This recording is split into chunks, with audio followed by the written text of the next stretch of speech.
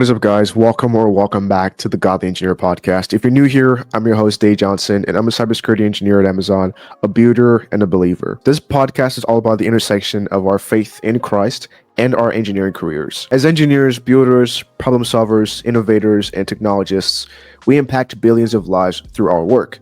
But as Christians, especially godly engineers, we're called to something deeper, to work and to live in alignment with God's word for his plans and purpose for us. In this season of the podcast, we've been exploring the concept of wisdom, the godly wisdom that's outlined in the amazing book of Proverbs. Now, in the last few episodes, we've discussed several attributes, blessings, and requests related to wisdom that every engineer needs. But today, in this episode, we're going to be taking a quick pause and looking at something slightly different. And this is one that I feel the Lord has been convicting me about, and it's pride.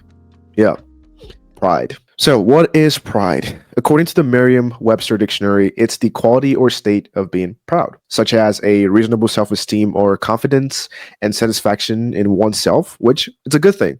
That's a good thing. You should be proud of yourself if you've done something good. But that's not the pride I'm talking about. The pride I'm talking about is the arrogant kind of pride. It's the I'm better than you kind of pride. It's the kind of pride that puts me first and it's all about what I want. It's the selfish kind, the self-important type of pride. And during the research for this episode, I found an article by Ligonier Ministries, which appears to be all about providing ways for Christians to read, listen, and gather around God's truth. Now, this is not an endorsement or sponsorship of any sort, but an article on their site by Christina Fox puts it very well, and I'll link it in the description below. Let's take a look at it. Now, in the section on the pride of the arrogant, Christina discusses Proverbs chapter 8, where wisdom is calling out to us in the streets and to anyone who will heed her, and we've actually talked about this in the last few episodes. Now, in the same section, it also talks about how pride is often considered the root of the first sin. Here, she talks about in Genesis 3, where the devil twisted the truth when he tempted Eve in the garden. He told her that God was keeping her from being all that she could be and that God was holding out on her. And then when she saw the fruit of the tree was desirable to make her wise, she ate the forbidden fruit. And Adam also ate it with her. And we see this in Genesis chapter 3, which shows the sin against God's command and ushered in the fall of mankind. And so from that moment on, we've all centered our lives around ourselves. We've made God's wisdom small in our eyes. We've exalted ourselves above God and above others. And then Christina states that pride is arrogance. Pride thinks that it knows better and is better, and pride sets itself in first place. It bows to no one but itself. And here she quotes C.S. Lewis from his book, Mere Christianity, which I'll be reading soon. He says, pride is spiritual cancer.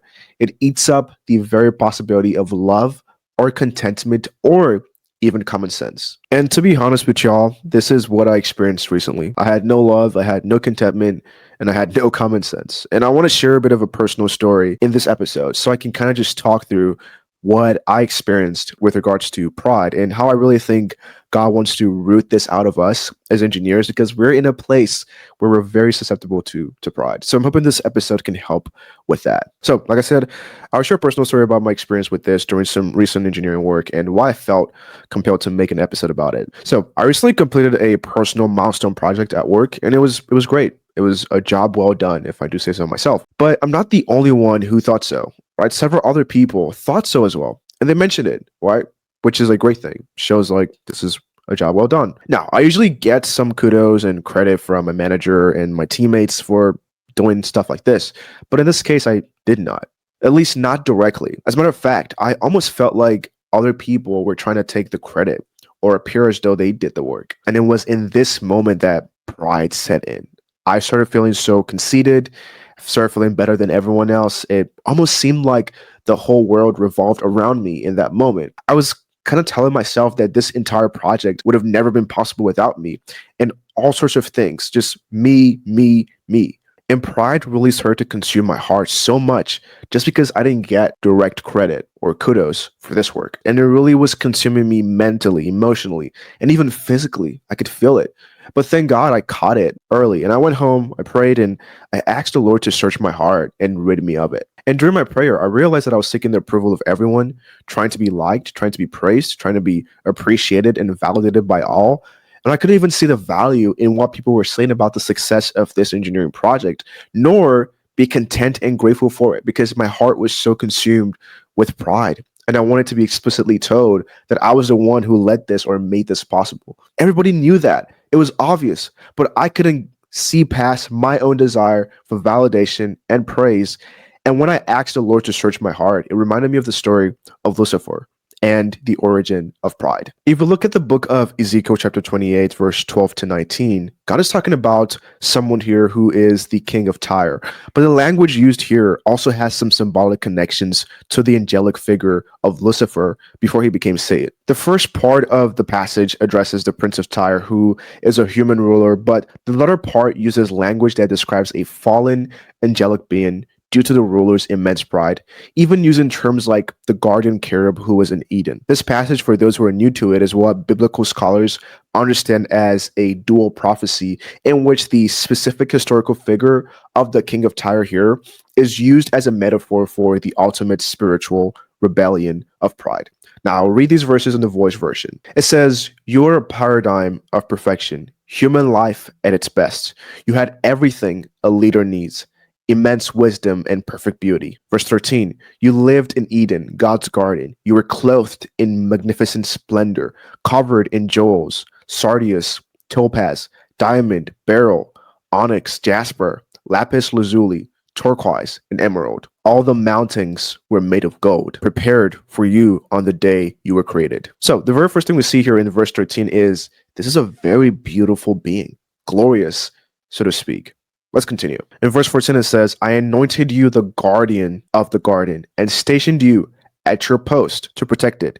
You were on the divine mountain, the holy mount of God. There you walked among the fiery stones." Verse 15 says, "You were entirely pure from the day you were created, until wickedness crept in and was found in you." Verse 16, "Too much buying and selling, a greedy obsession. You became motivated to violence and did wicked things. Polluted and disgraced, I drove you off the mountain of God. I expelled you, O guardian protector, from the fiery stones." Now, it's this next part that convicted me the most and has the most applicability to my personal experience of pride. It says in verse 17, "Your heart swelled with pride because of your beauty and talents. Your hunger for fame, your thirst for glory corrupted your wisdom.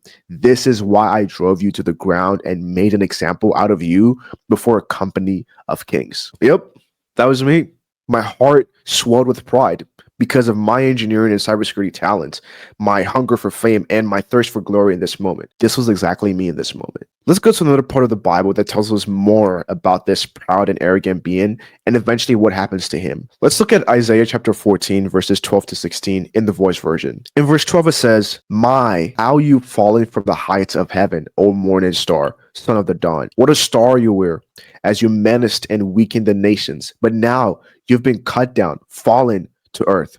Verse 13 says, "Remember how you said to yourself, I will ascend to heaven, reach higher and with more power, and set my throne high above God's own stars. Remember how you thought you could be a god, saying, I will sit among them at the mount of assembly in the northern heights." Verse 14, "I will rise above the highest clouds and make myself like the Most High." Yo, quick pause here. Do you see the progression here? It's all about I, me, and becoming powerful and better than everyone else, or at least thinking that you are. 3 times he uses "I will," and each time it's to posture himself above everything else and be in a place where he's so validated, he's so liked, so approved, because he's up there, because he's a star or a god. That's what pride makes you feel. And you're more susceptible to it when you're already in an elevated place, whether with engineering skill or engineering job level or engineering experience or management, or even what people have previously said about you. The better you are,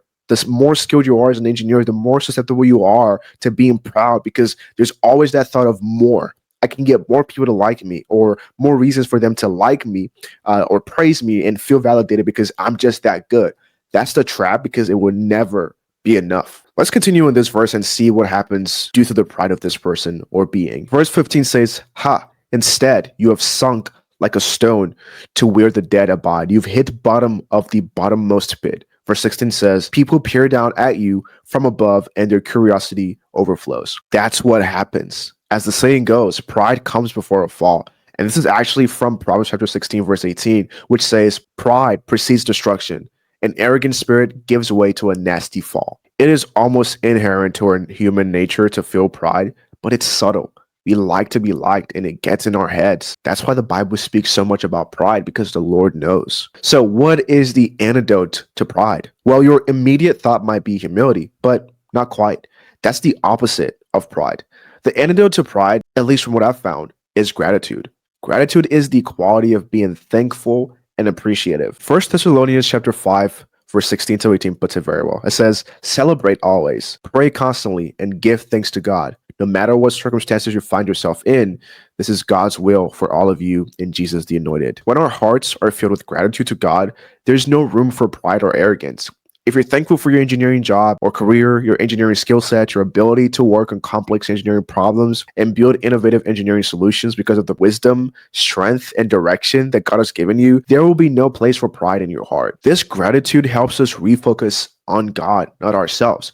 And when we're focused on God and His goodness and kindness to us, we have a heart posture that's grateful for everything, even the so-called small things. The evil one, the devil, who has fallen from his high place in heaven, as we saw, due to his own pride, hates it when we're thankful to God and our focus is on Him, not ourselves. How do I know this? It's because that's how he manipulated Eve, as we saw in Genesis chapter 3. He made her self centered and sowed the seed of pride that got him kicked out of heaven. In Genesis chapter 3, verses 1, it says, "Is it true?" This is the serpent speaking. "Is it true that God has forbidden you to eat fruits from the trees of the garden?" Eve says in verse 2, "No, serpent. God said we're free to eat the fruit from the trees in the garden. We're granted access to any variety and all amounts of fruit, with one exception, the fruit from the tree found in the center of the garden. God instructed us not to eat or touch the fruit of that tree, or we would die." Okay, let's see what the serpent says to her. Pay attention here. He says, "Die? No, you'll not die. God is playing games with you. The truth is that God knows the day you eat the fruit from that tree, you will awaken something powerful in you and become like Him, possessing knowledge of both good and evil." Do you see what He did here? He made her so consumed by herself, by the fact that she couldn't eat from this one tree and that God was holding out on her. But guess what? In this moment, as He was telling her this, she couldn't be grateful for the fact that God said she could eat any variety and any amount of fruits from any tree in the garden except this one. That's what pride does to you.